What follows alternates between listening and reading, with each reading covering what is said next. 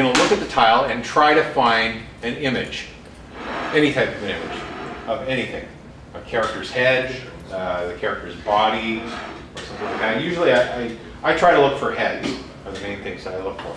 So I brought my sketchbook in with me just to show you some of the stuff that I have done in the past. And this is a page of drawings that I actually did from one tile. So as I looked at the tile, I rotated it around, and these were all the heads that I saw in the tile. Now some of the stuff I embellished on and added on to it, you know, like the character's head here, the superhero guy with the little fins on his head, obviously I added that on. But other things, it's just looking for basic shapes and looking for something that you wouldn't normally see, and you sort of expand upon it. So that's one sheet that I had. This is another one. Well, this is the other side here. This is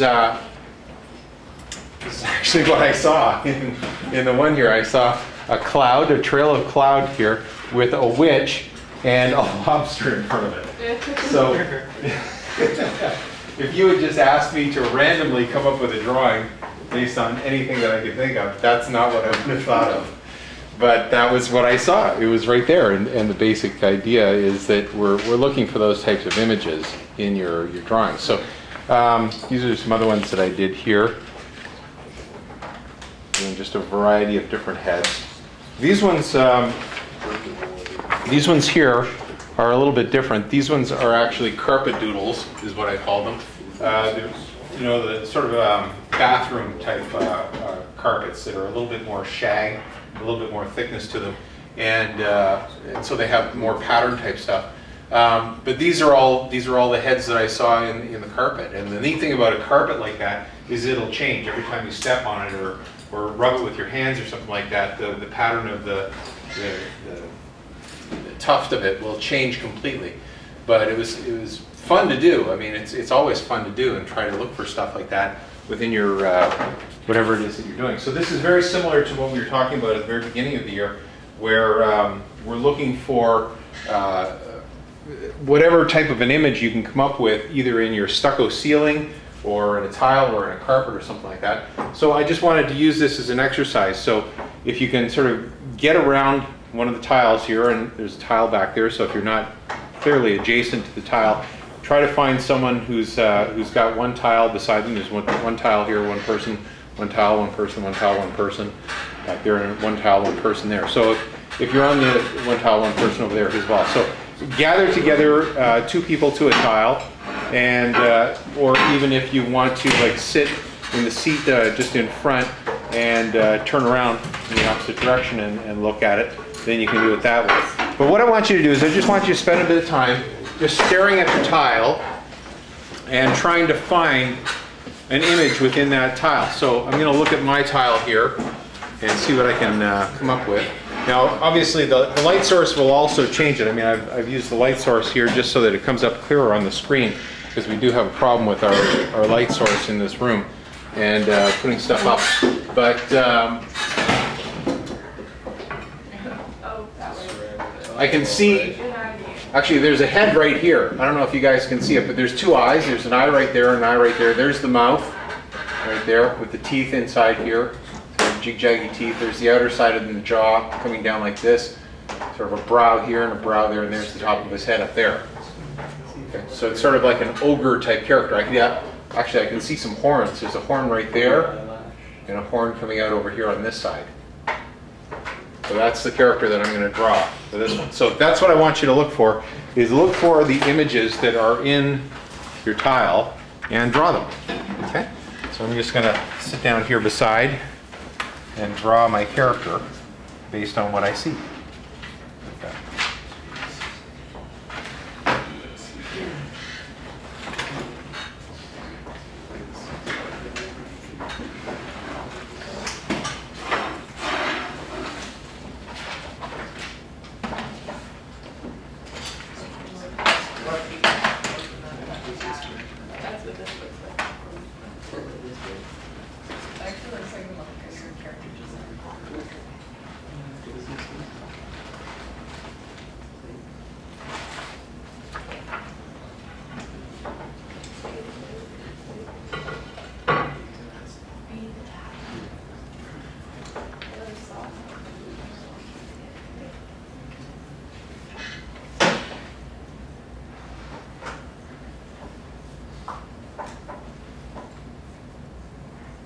So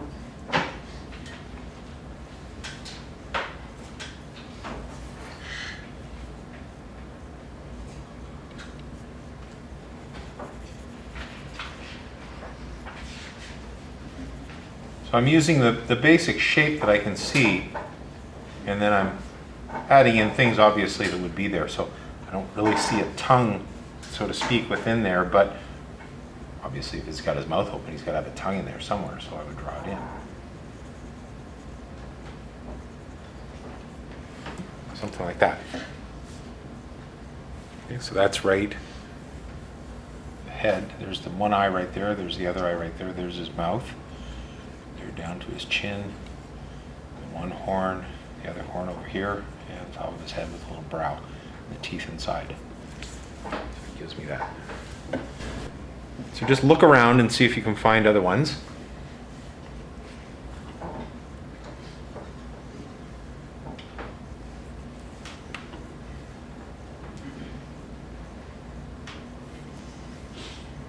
I can see one down here, sort of a weird type of a head right here. Looks something like this. There's an eyeball sticking out.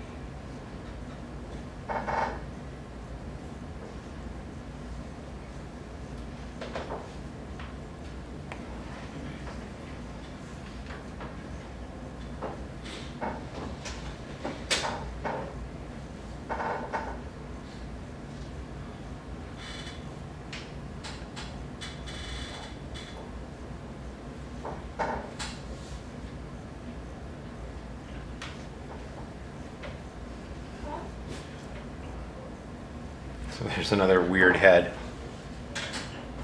The eye being right here. One eye's right there looking up with the sort of tube coming out. There's the other eye over here. There's the mouth, the lip, the chin. He's a good looking guy too. He's got a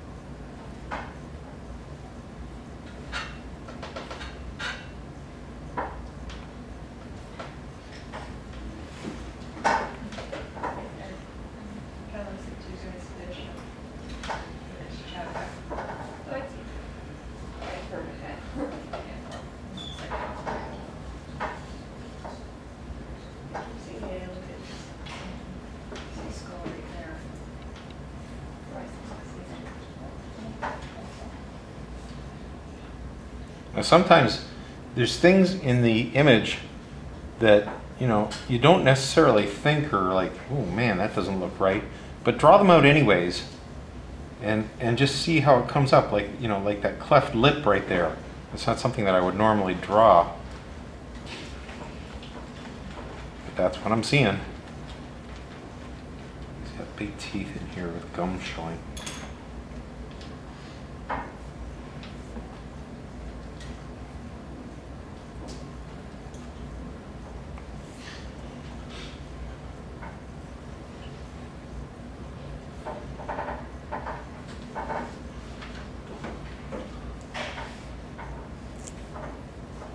Actually got a horn on the edge of his cheek right there. He's got a down there for his chin. So I don't actually see the horn on the opposite side. Like there's a horn coming out of this side of his cheek, so I'm just going to throw it in there on the opposite side just to make it symmetrical.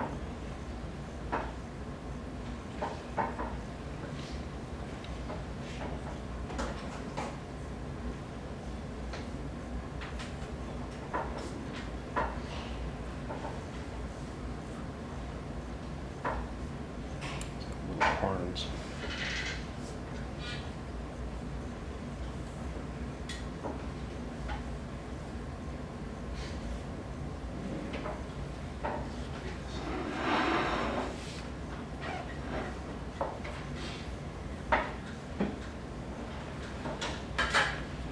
kind of interesting.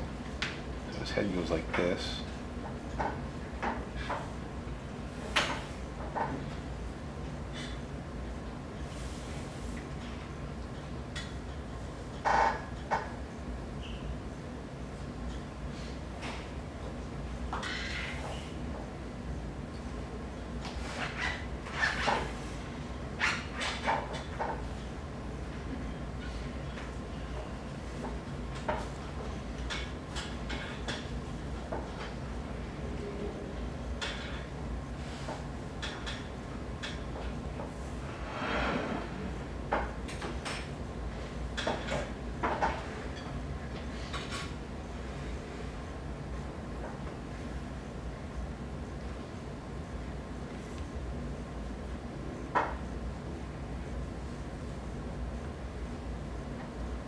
Again, I don't necessarily see a collar. Well, I do sort of see a collar. Looks like he's actually wearing an ascot, but like that.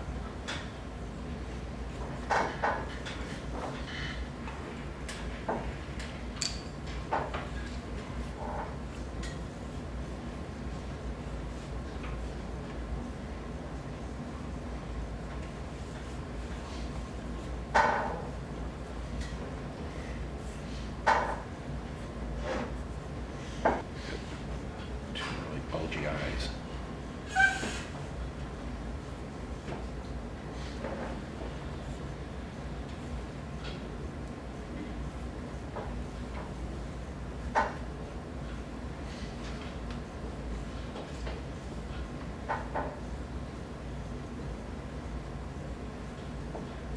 His tongue sticking out.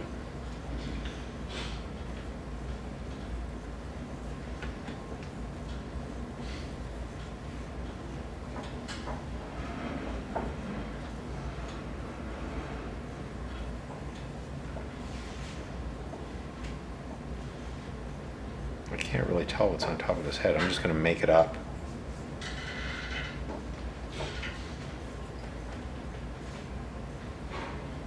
I'll just keep it simple.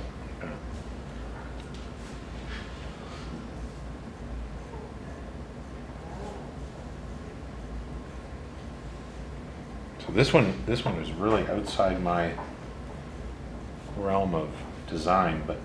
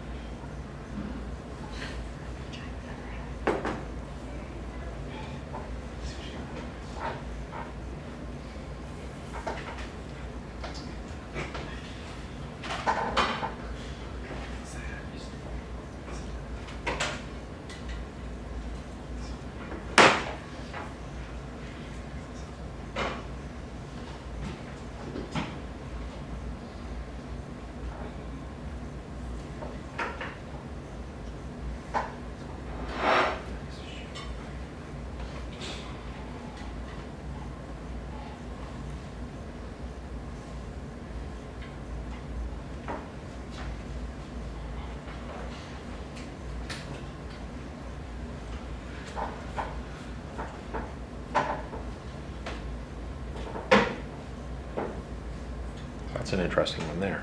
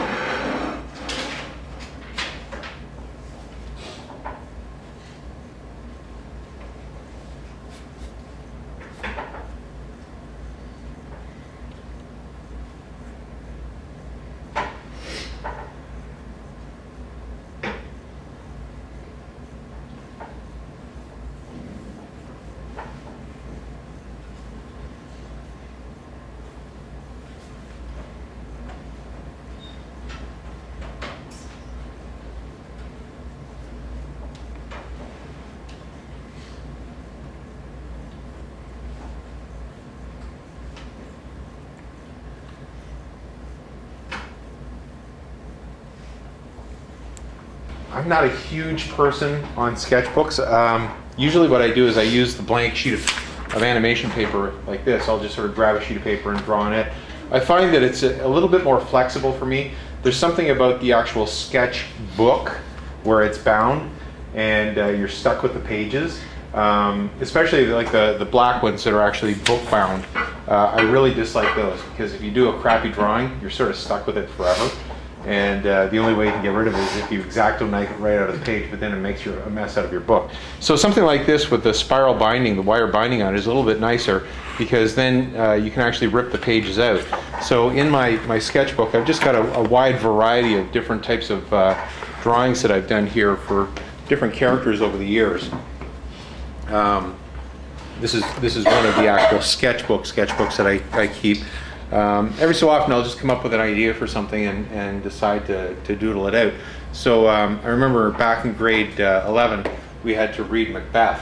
I'm sure you guys had to read Macbeth at some point in time. And I was always interested in the very opening sequence of Macbeth with the three witches around the cauldron and they're doing their boiled, double toiled and trouble or whatever, and they're talking about the sailor's thumb who's gets cut off and whatnot. So like that's the one witch here. So I decided that at some point I was actually going to animate this opening sequence. So I actually recorded the voices of the three witches and sped them up and slowed them down and changed the tone of my voice and whatnot, and came up with a pretty cool soundtrack for the three of them and then put some sound effects in behind. And it was kind of cool. So anyways, I came up with the designs for it and I started to lay it out and everything, and I just sort of put it off to the side because other things came up. But eventually I'd like to, actually complete the whole thing. But these are some more design sketches on the characters, just putting them into different poses. One of the things that I like to do in my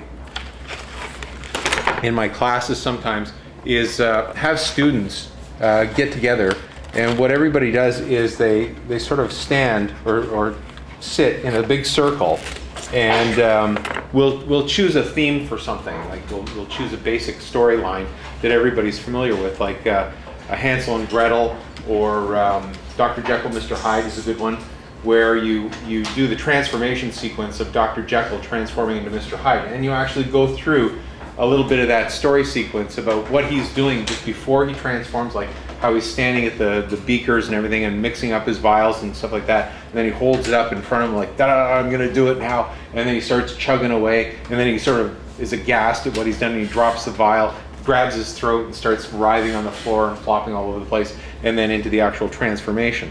So what we do is we sit in a big circle, and each person goes up and they pose for two minutes, and everybody else draws that person in the pose. And so these are some of the sketches from some of those classes where I've actually taken the characters, I've modified the character into an actual character design, but then go through and use the various poses, sort of plotting out what the character is going to do, and pouring the stuff in. There's Spider-Man. Every so often that slips into it.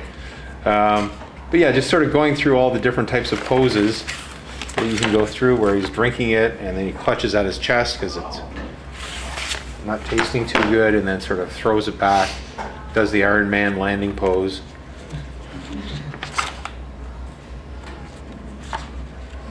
On and on and on. So it's a fun thing to do to sort of give you some reference. This is when he transforms into the monster. Came up with a few designs for that, and then sort of fleshing it a little bit more when he actually transforms with his fingers starting to turn into the monster, and then sort of working out how he would actually transform bit by bit into the actual monster itself. So it's a cool exercise to go through on your own. I've done it with various other characters and whatnot. So it's something that I highly recommend that you do at some point in time, just to sort of play around with the idea of who your character is as you're developing them. It also helps you for animation purposes as well, to find the key poses in your actions if you're going to actually animate the scenes out, how you would go about it, to plan out the various poses. Sometimes you'll get a good pose and sometimes you'll get a bad pose, but it's all about sort of working it out and trying to figure out what your character is actually going to. There's my destruction of the Care Bear. I just got kind of frustrated at that point. Anyways, it's something that I highly recommend that everybody does at some point in time, just to sort of, get used to, how your character works. I do have more actually in here. I think I've got another one somewhere in here, a couple more of, yeah, there's a couple there. Yes. This was just after I finished working on Care Bears, and I moved to Ottawa to work on Teddy Ruxpin, and Teddy Ruxpin took it out on the Care Bear. And this is something I've always dreamed of, actually. Hugs and Tugs actually taking it to Graham's bear and getting rid of her. Anyways. So, do what you want to with these. There's no pressure on these. But again, I just find it to be a fun exercise to do, to sort of freshen up my mind and play with some new stuff and break the style. Or if you want to take an actual style and apply it to the characters that you see in your tile as well, it's always fun to do.